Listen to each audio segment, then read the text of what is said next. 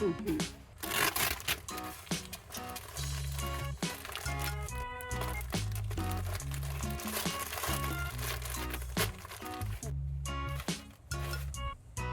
うんうん。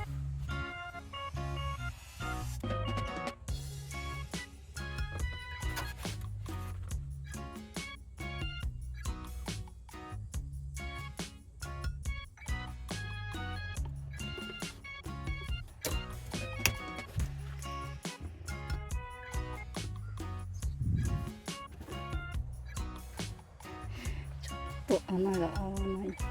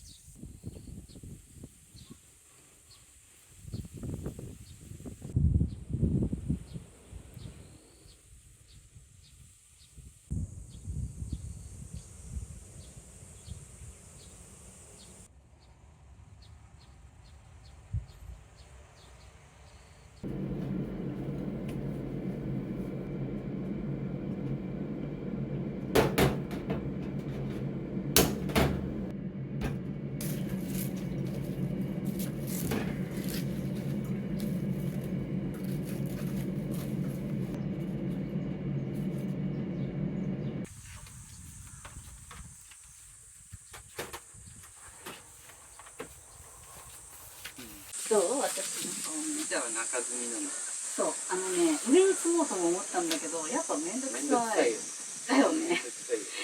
だから中に積んじゃって、車内にいるときはもうこの車の下に置いちゃう。このサーフボードはバックスをつけないでいいタイプのやつなんだよ。あ、そうだね。そう、だからこうやって車内にポンって置くのも、熱くなっても大丈夫。溶けない。そうそう、ワックスドロドロになったりしないから、そういう面でも結構いいかなと思ってる。ゴミここに入れると捨てるまで保管できる。うんうん。捨てるの忘れないようにしないと。そう。あ、100% じゃないか。13.5ボルト。まあまあだね。うん。冷蔵庫はこのサブバッテリーで稼働していこうかなと思ってる、基本的に。あ、いいと思う。うん。私ラッシュガードでやるつもりなんだ。あ、なるほど。あ、それも下に積んだよ。シャワーとかシャシャワーはあるかなと思って。あ、大原はあるね。うん、夏場だけ使えるシャワーが。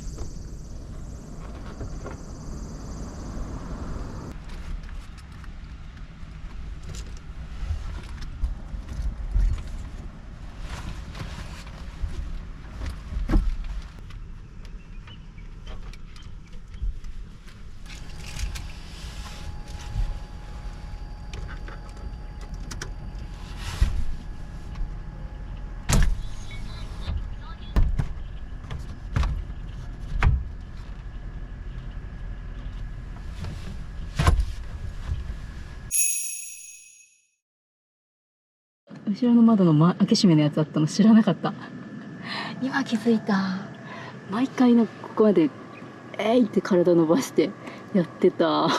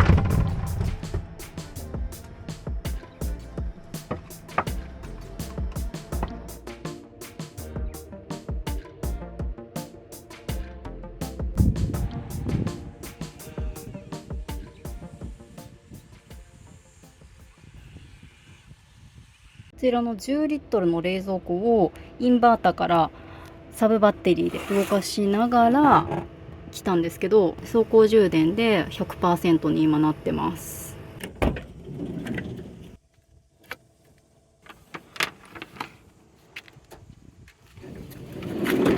今インバーターに炊飯器のコンセントつないだんですけど、サブバッテリーの電力使ってご飯を作ります。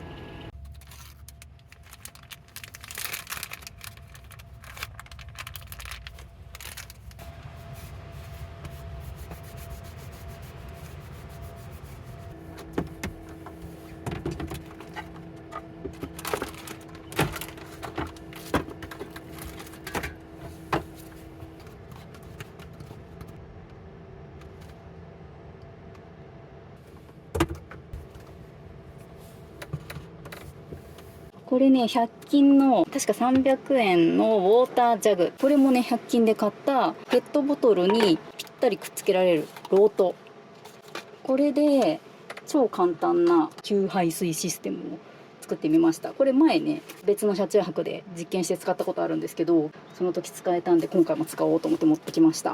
こういう感じで排水はこの下に溜まると。でこれは下はペットボトルなんで、上の蓋を閉めれば漏れずに排水を持ち帰れると。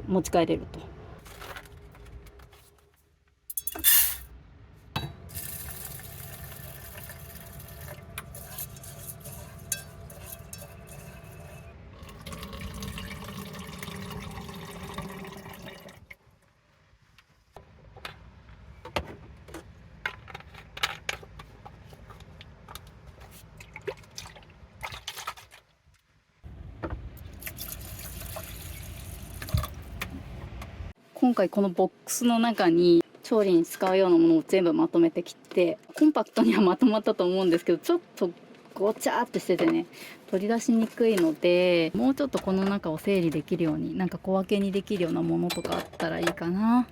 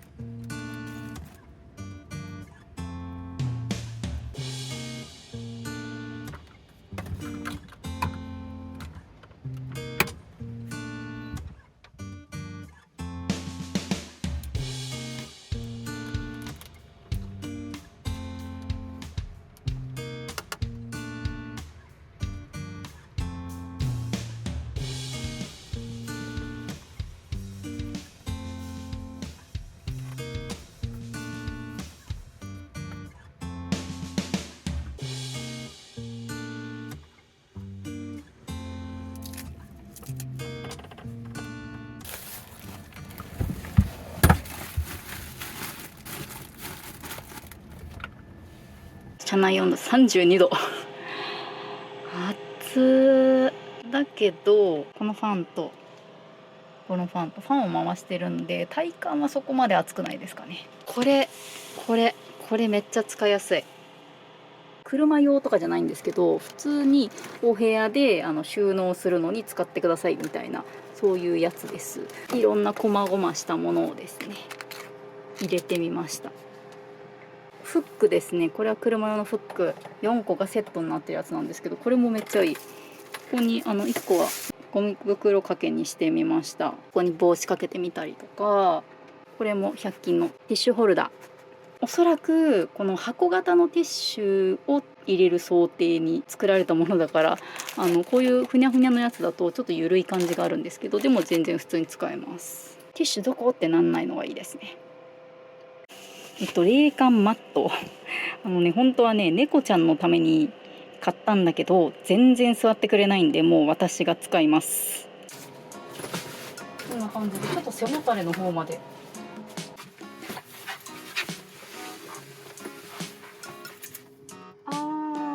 いいかも。こいつ自体がめっちゃ冷たいっていう感じではないんだけど、座ってるとこっちの熱をなんか奪ってくる感じ、ひんやりして気持ちいいです。達夫と2人で車中泊した時にずっとこう地べたで座っていろいろやってたんだけど、なんかもうちょっと快適にならないかなと思ってキャンプ用の椅子持ってきました。やっぱこれあると全然違う。頭の上にもまだ余裕があるので全然窮屈な感じもしないですし、椅子があった方がいいですね。タオル掛けとか欲しいよねっていう話をしてて、で私思い出したのがこういうものを持っていたんですよ。サーフィンとかする時に車の外側窓にこうピコってつけてウェットスーツとか干すやつなんですけど、これを車の内側につければタオル掛けになるじゃんって思ってグッとつけて、で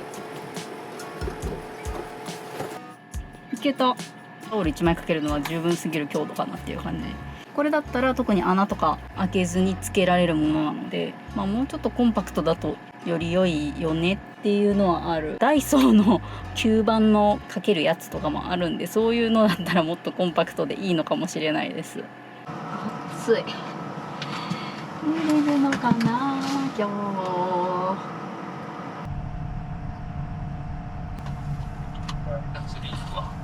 ああ、釣り行く。お、いいね。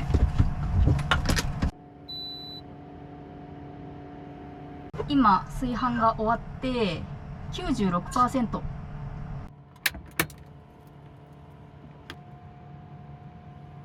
おい、おお、柔らかい。ほろほろです。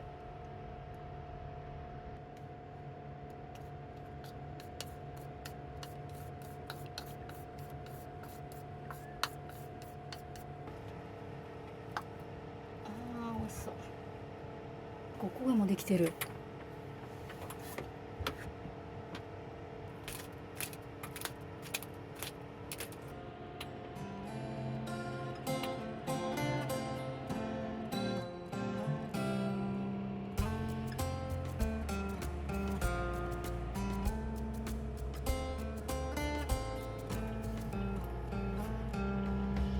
うまっ。うん。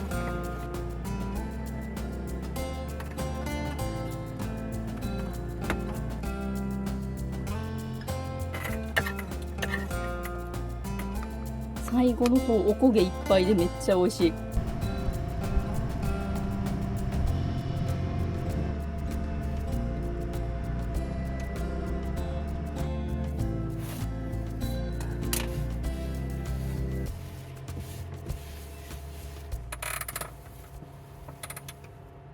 お、切れた。替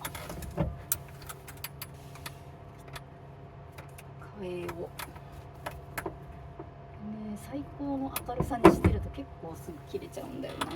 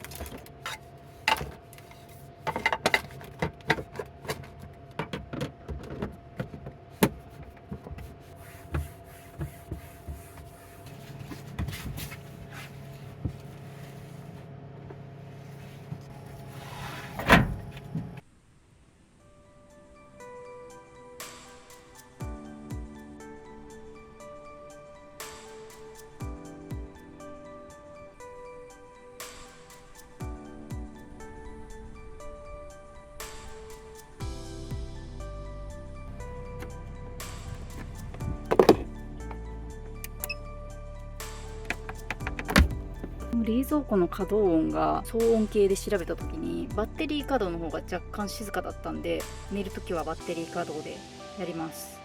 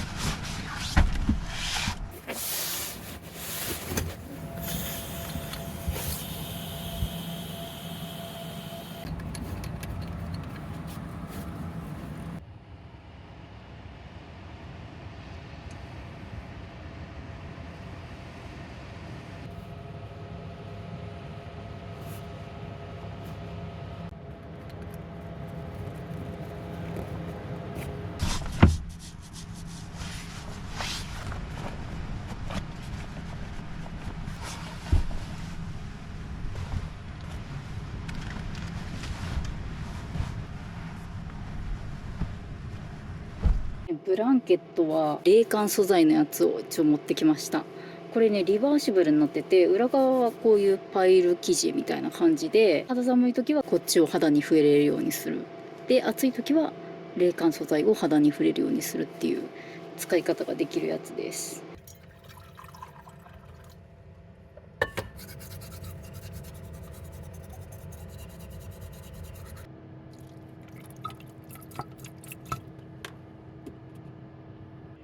頭で寝ようと思ってるんですけど、このシートを前に倒しました。フォト電話小さいのが良かったんで、アンカーの400、これを持ってきてます。あ、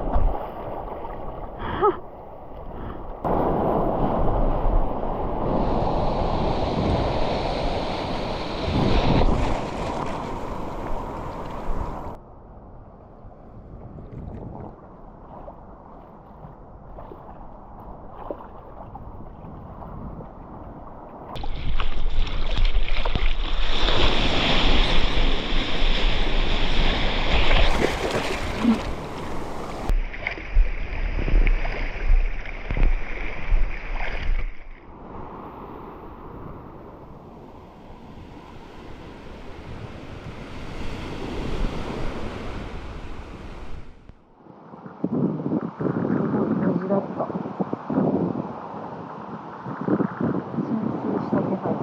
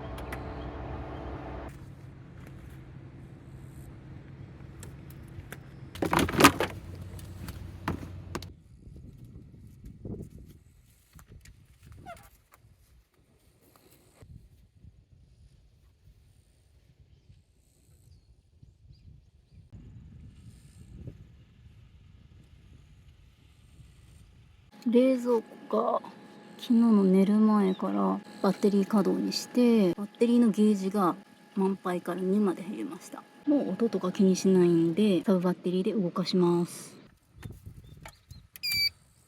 サブバッテリーは 96% ですね。多分ちょっと走ればすぐ 100% になると思います。ここはゴミ入れとして使ってます。ソーラー充電してました。ちょっとね、充電時間が短かったからそんなに増えてないけど 50%、 ほとんど増えてないな。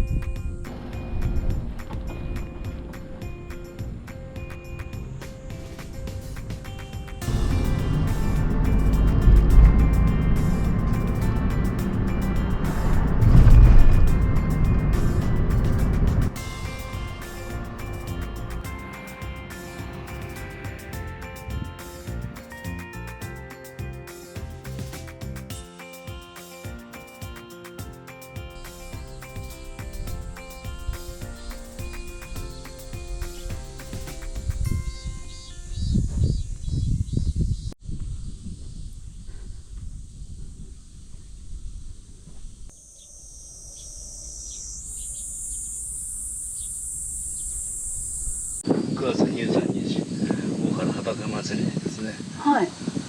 23、24でやるんですよ。あ、海の方に持っていあ、もちろんです。海の中入りますよ。この18台みこしがあるんですけどね。もう合図と同時にわーっとみんなが入ってくるんだ。へー。見事ですよ。おー、すごい。そこプライベートビーチみたいになってる。最高じゃない？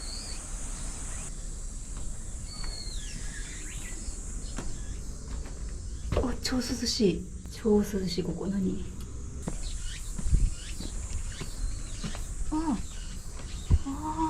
かわいい。かわいい。何これ？稲荷様です。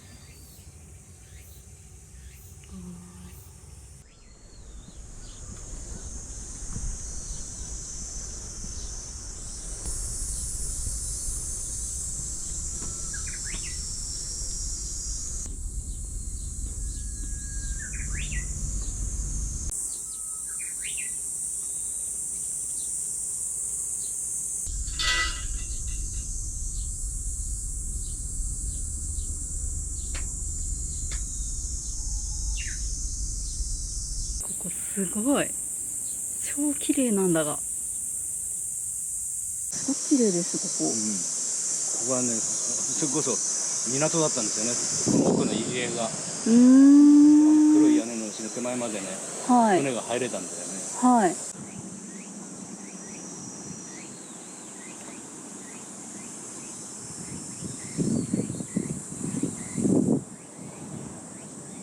防空壕跡。あ、これそうなんですか。なんかさっきちょっと入って涼しいなと思って。あ、そう、暗かったでしょ。頭ぶつけないでよ。はい。入っても大丈夫だけどさ、頭ぶつけないで。よいしょ。すごい涼しいですよ。隠れる場所ですよね。戦争の時はね、太平洋戦争の時ね、ここにみんな隠れたらしいんだよね。いいでしょ。はい。すごい綺麗です。営業中になってる。ちょっとゆっくりしすぎちゃった。